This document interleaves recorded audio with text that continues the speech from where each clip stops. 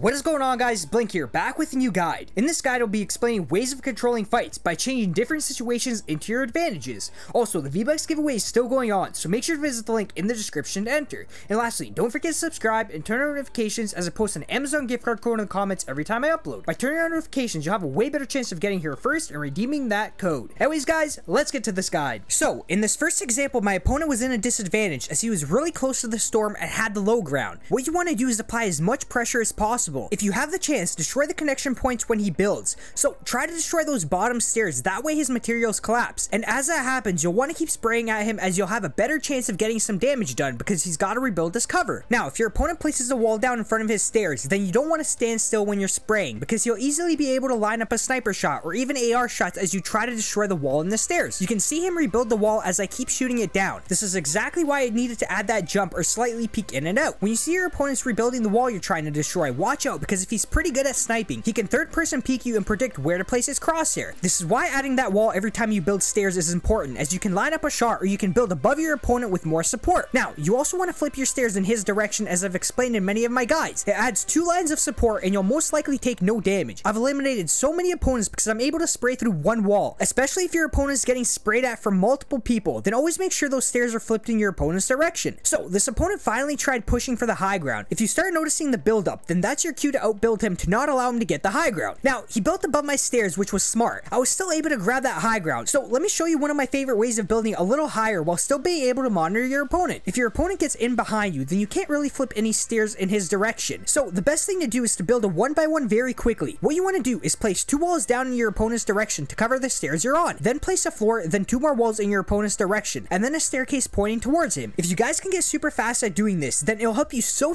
much in building battles. It's one of the best ways to build up quickly and be able to shoot at your opponents with all the cover you need. So anytime you're around a story or 2 above your opponent, you want to put the pressure on them by trying to land some shots or trying to find faulty support to collapse their platforms. My opponent wasn't really able to pressure me back as I had a better angle because of the high ground. Now, the next thing I want to talk about is exactly what my opponent was doing, which was trying to collapse the whole structure. If you can't beat your opponent to the high ground, then try to find all the stairs that support the structure. There would usually only be 1 to 4, and if I stayed at the top, I would have fell to my death, which is why you always want to look for your opponent as soon as you're not sure where he's vanished. Don't just sit at the top waiting. Gotta look by slowly dropping down lower. I was able to hear him spraying down below, so I knew exactly what he was trying to do. Now, that's when you want to get back down so you don't end up taking any fall damage. He was trying to shoot down my whole fort instead of finding one staircase that was connected to the structure. Your best bet is always targeting the weaker support, which would be the stairs. So I got a little closer and built a little higher. Now, he tried building up again, and you want to try stopping another build off, especially if your materials are low. I'm already a good ways above him, so try putting on more pressure. I was able to put some damage onto him and dropped him down to the ground. Used floors to maneuver my way around, which was slightly risky at my height. But as I've shown you guys in a previous guide, if the circle is moving in on both of you, you don't have to give up the high ground. Build staircases down and up and add walls whenever you're vulnerable to your opponent. So this example was more of a build off example. Basically very close to both of us being pretty even in most situations. I was just able to take the advantage most of the time. Alright, so this next example is geared towards setting up early to give you an advantage. The next safe zone was shown and I had a jump pad, so I went to the middle of that safe zone before any of my opponents do. The jump pad basically gives me some extra time to set up quicker. Now, if I never had that jump pad, I would have started my run to the middle. I instantly set up a 3-story fort and proceeded to search for my opponents. Spotted one and the other one appeared a few seconds later. They both ended up fighting and I started to try to place damage on both of them just to make sure my last opponent has less HP. Now, it was a pretty easy elimination in the end as my opponent never built to stop my shots. Always build. My opponent thought they were the next Neo trying to dodge my bullets,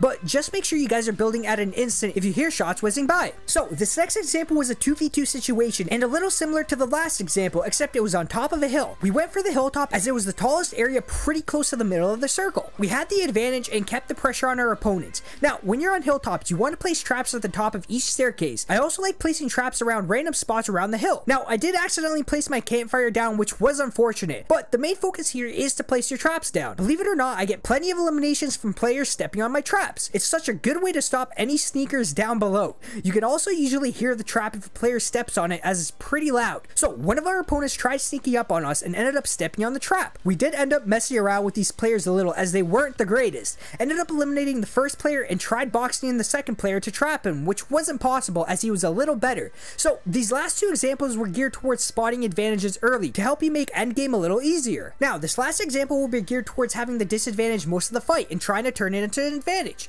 So these last 2 opponents had absolutely the best spot possible possible, very close to the middle of the zone with a super good height advantage. So make sure you guys are prepared for these types of situations, and the best way to prepare is having a sniper in your inventory. I've explained that snipers basically win games. I take a sniper over rockets any day. Without that sniper, you wouldn't be able to challenge your opponents that are far away. Now, if you don't have a sniper in a similar situation, then your best bet will be to wait out the next few circles and hope they aren't on that mountain. You also have to hope you have enough materials to defend yourself as you wait it out. After waiting it out, make sure to get to the middle of the circle before your opponents and place some pressure on them with your AR. You can still easily win as long as you play it out right. So I tried challenging my opponents and made sure they knew I was in this fort before doing this next sneaky strategy. You want to drop down a floor and edit the top 3 squares and wait. The strategy based my opponents into peeking most of the time as they aren't sure if I'm still inside my fort. So what they try to do is spray it down to check.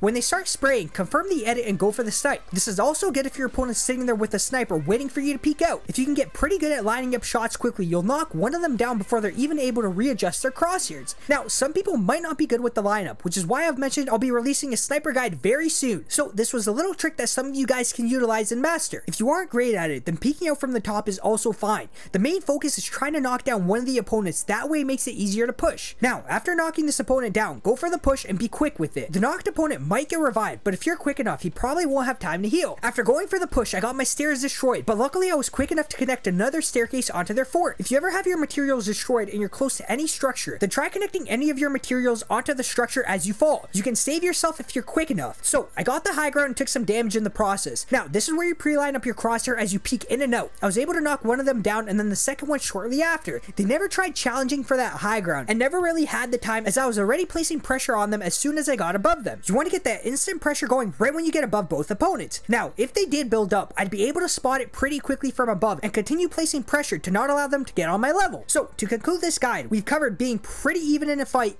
spotting ways to give you the advantage early, and trying to turn a disadvantage into an advantage. Hopefully I've helped some people out with this guide, and a like and a sub would be greatly appreciated as it does help me out a lot. Anyways guys, thanks for watching, and I hope you have a great rest of your day or night, and I'll see you on the next one.